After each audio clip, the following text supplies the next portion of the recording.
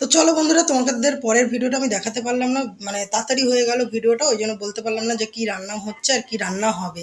তো চলো তোমাদেরকে দেখাচ্ছি। এখন সকালবেলা দুই ভাই বোনে কি টিফিন করবে সেটাই আগে তোমাদের দেখাই, তারপরে দুপুরবেলা কি রান্না হবে সেটাও তোমাদের দেখাবো। তো চলো। তো দুই ভাই বোনের জন্য এই যে আলুর চচ্চড়ি তো হয়ে গেছে, এই যে আলুর তরকারি নামিয়েছি।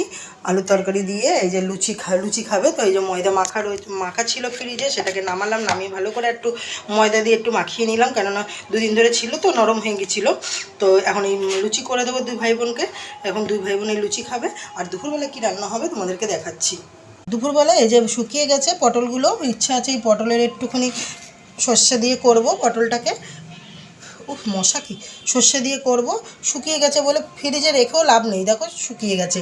আর এই শাকটা করো, শাকটা নিয়েছে কালকে, দেখো শাকটা শুকিয়ে গেছে, মানে ফ্রিজে রেখে কি লাভ।